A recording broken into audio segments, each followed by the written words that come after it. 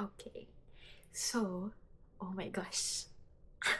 Sorry na sa mess sa likod, but we are officially starting the vlog here. We are going to Batangas. Yeah.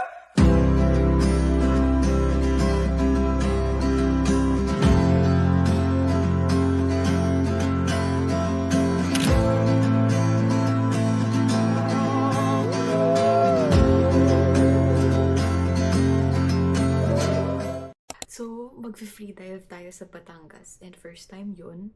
And actually, kakatapos lang ng work ko as of the moment. It's 2 a.m. Super excited ako kasi mag-meet yung friends ko ng high school and ng college.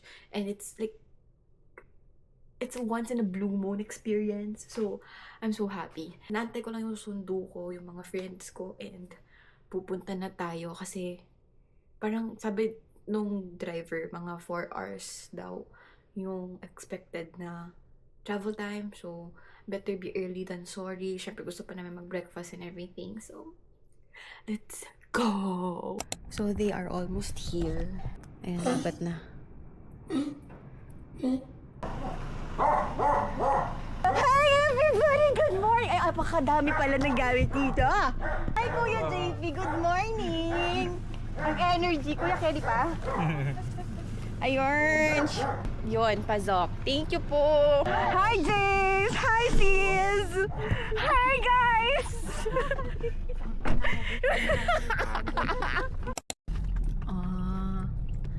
Say hi! Nag-start na siya.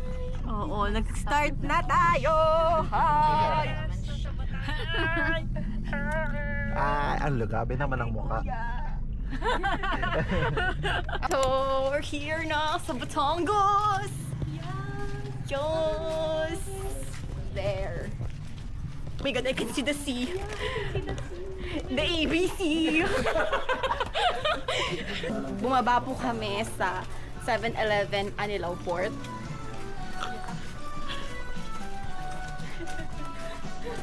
Di alam yung tsura mo. Parang ikaw yung nasa mga palabas na umuwi ka ng probinsya, galing ka ng Maynila. Yung pag-uwi mo, wala ka madadatnan sa mga pinundar mo, gano'n.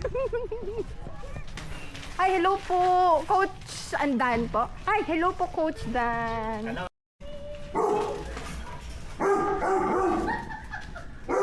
Here's a quick room tour. Honestly, nagulat kami when we saw the room because we did not expect having no bed frames. But overall, it was okay. And may sariling CR, so yeah, plus points. The situation. And situation. Nakapalit na rin kami. Preparing for the drive. And pakak na pakak yung makeup ko na para bang... Anong gagawin mo sa beach, anak? Aasawahin mo ba yung isda? Ano para bang ikaw si Ariel? Or si Ursula? Yung makeup mo pang pageant. Oo nga eh. Ano ba to? Kaya Tisa, ganun. Oo nga, ano ba to? May Miss Universe Fish Edition ba to? Ito yung beach, guys. There. Beach? So nice. Beach? Beach? Ready, wow. Yan yung mga may partner, guys. Yan sila, mga partner. Tapos kami, mga ano kasi kami, independent people. So, papakilala ko nga po pala kayo. This is Kylie. My name is Kylie. And then this is Angel. Hi! Fresh mo dito, tapos yung lipstick ko putok na putok. This is Anthony. Yes. Pa-chill lang, no? And this is Charot. Charot Shop. Hi, And that is Jane. Papagay. Ano, meron na rin extra battery yan. Oh. May memory card, 512 gigabytes. Oh. Yung phone, ilan yung phone? 1 terabyte. This is Coach Dan. Coach Dan, say hi. Coach. My name is Dan. You can call me Dan or Coach Dan. Tapos, been free diving for almost 5 years na siguro.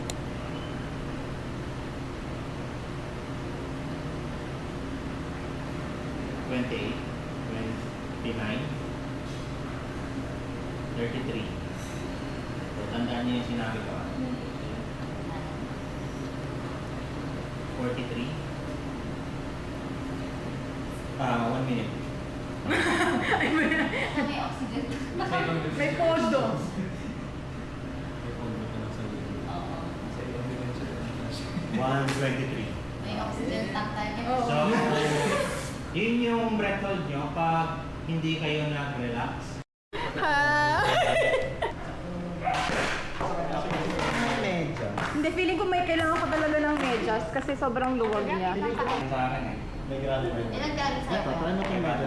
Nice! Ano ba? Kuya, malinis ba to? I think it's better. Make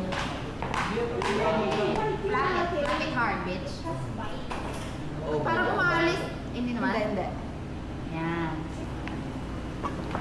Ito yung susuot ko pa ng Ha? Yung gamit. Gamit. Ay, Agayon mo na to. Hindi mo siya mas mataas yun sir.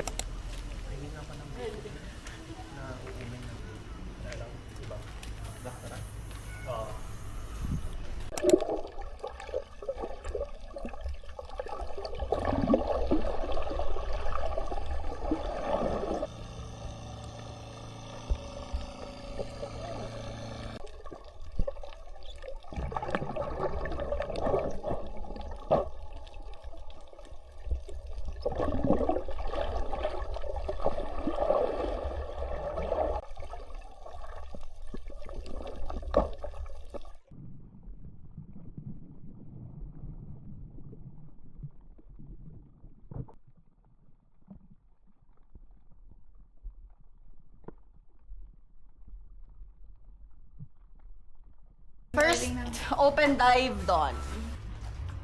Pwede daw po ba mag-round 2? Wala daw, B. Kahit tayo sa labas.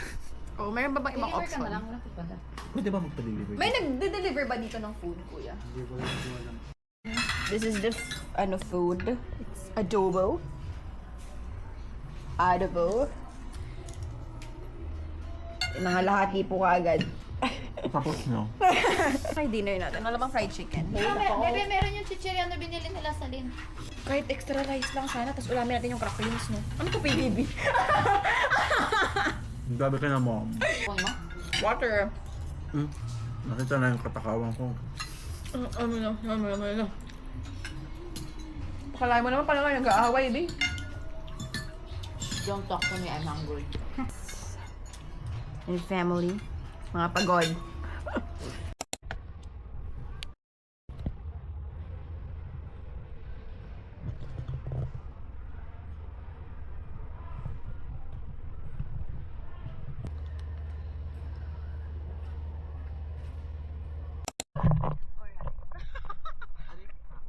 Kuya Foggy, hindi natin natalagyan ng ano. Laway. Ay, kuya, ayoko talaga. Laway mo naman yan eh. Ay, naka-open na pala. Say hi. Hi. Hi. Wala akong makita. Vlogger na. Teka, pero vlogger, pero yung talaga foggy. Ano na? Pwede ka na ilusog to. Lusong mo na. Pag nabasa, pag nasira, hati tayo. Ay, ayoko. Haka na. Sundan mo lang.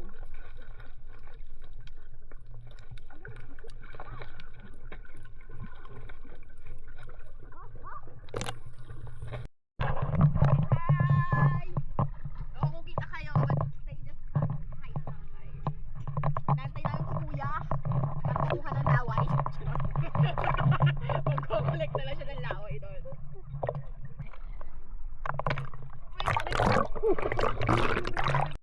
Okay, so let's do a voiceover kasi gusto kong i-story time yung panahon na muntik na ako mapahamak just because sobrang pabibo ko.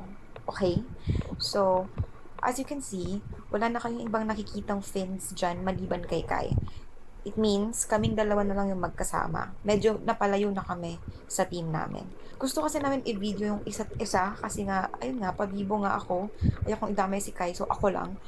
At that time, nag-enjoy lang ako mag-video kahit na pumapasok na yung tubig sa goggles ko. I kept on gaslighting myself na okay lang yon kasi yung first na goggles na gamit ko during first open dive is napapasukan din talaga ng water. So sabi ko, konting higpit lang to and sana yan sa goggles, sabi ko. So okay lang yon. So tuloy-tuloy lang kami ni Kylie. So, during that time, medyo nasa gitna na kami na part ng shore. Ayan, nag-enjoy pa talaga ako, guys. Wala akong pakialam. Ang ginagawa ko lang during that time is tinatanggal ko yung goggles and tinatanggal ko yung water. Pero I think dito ko na na-realize na meron palang crack yung goggles ko kaya pinapasukan siya ng tubig continuously. Realize ko na lang din kasi nga, ang bilis na nung pagpasok ng tubig. Sabi ko mapasok sa tubig. Gagi, may crack pala. Huh? Oo. Ako ba? Hindi, okay lang. Narinig niyo ba yung pagsabi ko ng okay lang? Na para bang, siya si Ariel talaga, girl. Oh my gosh, sobrang pabibo talaga, grabe. So, ayun, sa susunod, maririnig niyo na kung paano ko na-realize na hindi ko na pala kaya. Pero flex ko muna tong shot ko kay Kai kasi ang galing-galing ng bestie ko eh.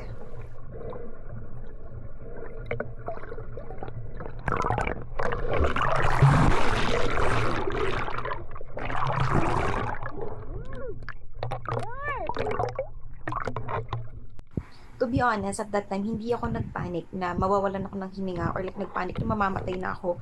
Kasi alam ko naman na may snorkel ako. So sabi ko, kaya ko naman siguro na lumusong sa tubig and everything just in case ano mang ang tagal man nilang lumapit sa akin. Pero kasi, ang kinaworry ko guys, yung eyes ko, kasi I was wearing contact lens. And sabi ko, pag natanggal yung contact lens, pag nasira yung contact lens, pag sumakit yung mata ko, hindi na ako makakapag-dive ng maayos or like di ko na ma-enjoy yung dive kasi wala na ako nakikita.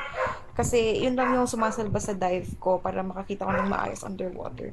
So sabi ko, doon talaga ako nag-worry. I know, ang OA, di ba? Pero let me just say thank you so much kay Coach Dan na napaka-responsive and responsible. Yeah, kasi sobrang bilis niyang lumapit sa akin. And ayun, alam niyo, feeling ko napagod talaga siya during that time kasi from doon na nga sa dive spot, nilangoy niya papalapit sa akin. Then hinatid niya ako sa may dive spot and then saka siya bumalik papunta ng, kumuha ng bagong goggles. So parang super, grabe yung feeling ko yung pagod niya sa akin na parang gusto niya akong sakalin. Pero yun, super bayat. Super thankful talaga ako. Thank you so much, Coach Dan. Moral of the story lang talaga is always check your goggles before ka umaura. Unahin mo yon, safety first, guys. And pag gusto mo magpabibo, always remember to never dive alone. Kapag wag kang lumalayo, okay? Pag hindi ka pa naman magaling, wag kang lumalayo, okay? So ito na yung moment na nakarating na kami sa buya. Yeah. Papasok?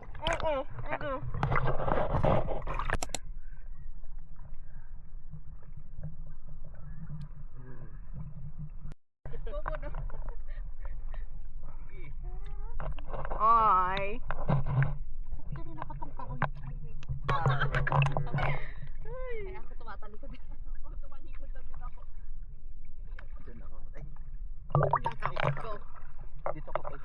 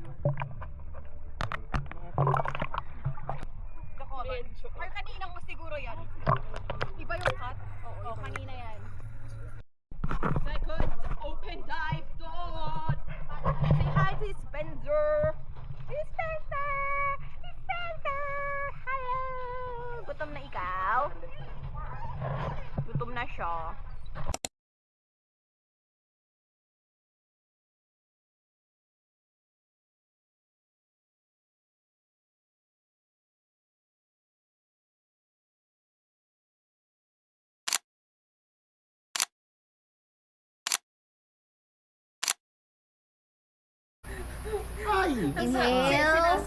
Nasasaktan na. Inhale. Kaysa nito lahat. Si Kai din naman daw. Anong din yun, sir? Patayon. Tatlong isaw tsaka dalawang paka.